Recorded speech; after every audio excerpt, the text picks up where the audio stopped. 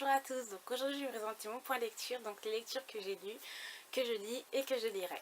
Donc la dernière fois je vous laissais avec le tome 2 des frères McKerrick de Crèche Léco aux éditions Aventure et Passion, collection, non, édition J'ai lu, collection Aventure et Passion. C'est une romance historique que j'ai beaucoup apprécié par rapport au premier tome.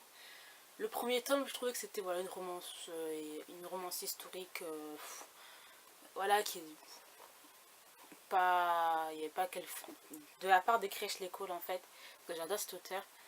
C'était pas extraordinaire en fait, voilà, c'était une romance tout à fait normale. Là, j'ai beaucoup plus apprécié ce tome-ci parce que j'ai trouvé qu'il y avait beaucoup plus d'humour, voilà, l'humour qu'on retrouve dans les livres de Crèche l'école. Voilà, sinon c'était une très bonne romance. Voilà, j'ai passé un bon moment en tout cas. Donc voilà. Ensuite, j'ai lu Dieu me déteste de Holly Simon aux éditions La Belle Colère. Donc voilà, je l'ai lu en lecture commune avec Yume Nonai. Donc c'est une abonnée. Je crois on l'a fini en 3-4 jours, je sais plus. Un truc dans le genre. Et on a beaucoup aimé toutes les deux. Enfin, moi ça n'a pas été un coup de cœur. Mais je vais pas dire que ça l'a frôlé, mais un petit peu. Donc j'ai mis sur 5, j'ai mis 4 sur 5. Yume Nonai a mis 4 sur 5 aussi. Elle a beaucoup aimé. Mais d'une autre façon en fait. Comment dire, elle a aimé d'une façon différente que moi, parce que moi je travaille dans le milieu de la santé, donc ça m'a beaucoup touchée, cette histoire, et ça m'a vraiment beaucoup touchée. Donc c'est l'histoire de Richard Cazé, qui aura bientôt 18 ans, et voilà, c'est un patient qui va mourir, voilà, et voilà, j'ai pas envie de raconter plus, mais voilà, j'ai vu beaucoup de commentaires où c'était comparé à Nos étoiles contraires. Nos étoiles contraires que j'ai beaucoup moins aimé, j'ai pas trouvé ça émouvant ou quoi que ce soit, voilà, ça m'a vraiment pas touché, or que celui-là il m'a beaucoup plus touché parce que j'ai trouvé que c'était vraiment réel, ce qui se passait dans les hôpitaux.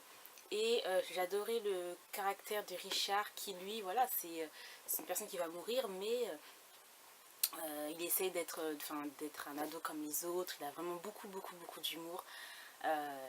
Et voilà, on va suivre tout ça. Et franchement, j'ai adoré de chez adoré.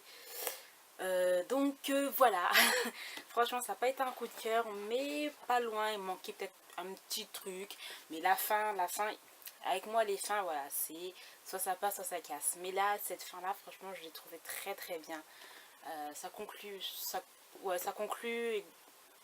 parfaitement, je trouve, cette histoire.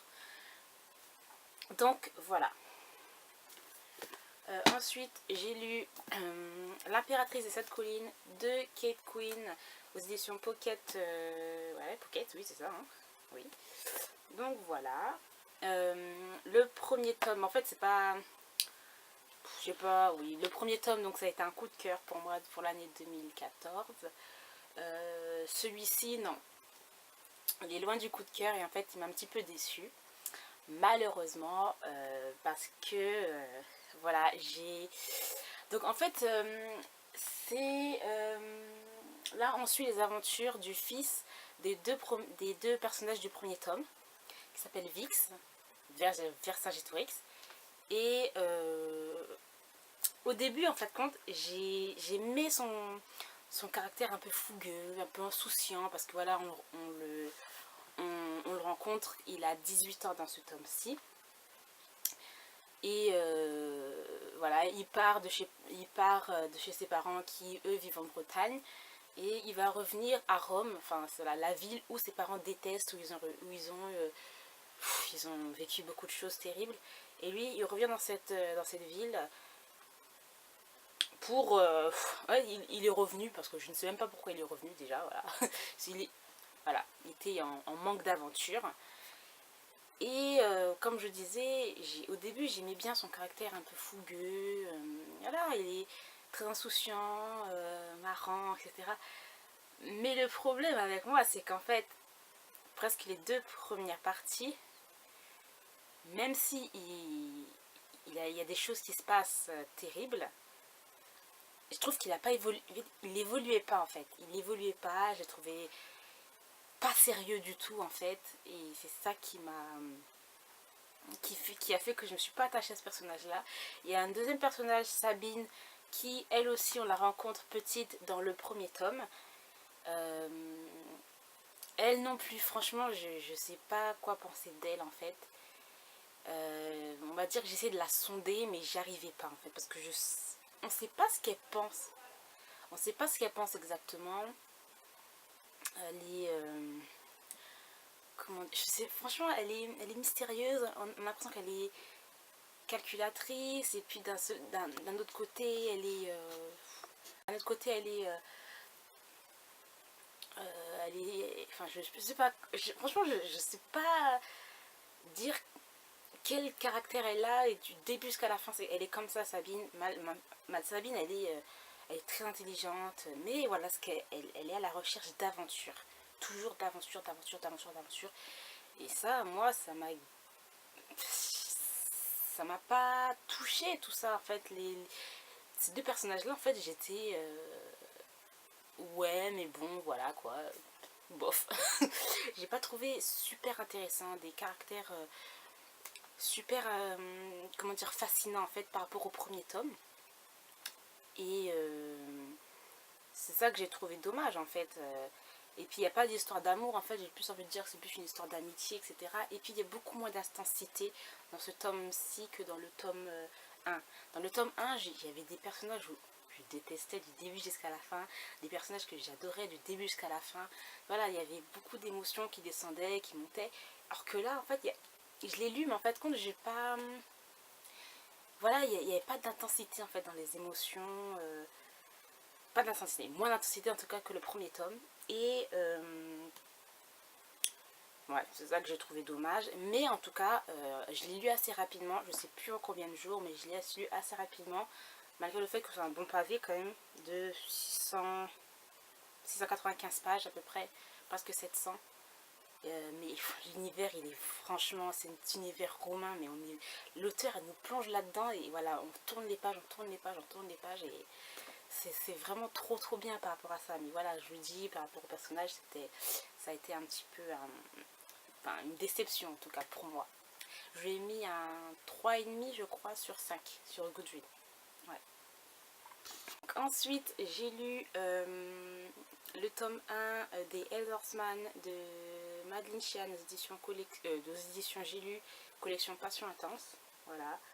Donc celui-là, je lui ai mis comme note un 2,5 parce que franchement, pour moi, c'était trop trash, trop hard. C'est vraiment c'est un univers assez particulier avec des bikers, de la drogue, de la violence. Pour moi, franchement, c'était trop, quoi. Pourtant, moi, je veux dire, je suis pas choquée ou quoi que ce soit. Moi, d'habitude, voilà, quand j'ai des passions intenses, etc., voilà, je suis pas choquée à un point pas possible. Mais là, franchement, j'ai trouvé mais hyper vulgaire franchement, mais hyper vulgaire. J'ai pas aimé cet univers non, franchement, j'ai mis 2,5 parce que bon, j'ai j'ai aimé au début le caractère de Dus, donc c'est le personnage principal de cette histoire, et Eva, mais après, vers la fin, là, ensuite, vers la moitié et de la fin, c'était juste pas possible pour moi ces 2 personnages. Eva qui, elle, complètement brisée, elle fait des choses, mais complètement improbables. J'ai trouvé ça, mais d'une vulgarité, c'était malsain, voilà, c'était hyper malsain, j'ai trouvé. Et Deus aussi, qui, lui, il est, je sais pas, c'est un personnage hyper égoïste, qui ne pense qu'à lui, qui ne fait pas... il fait ce qu'il a envie de faire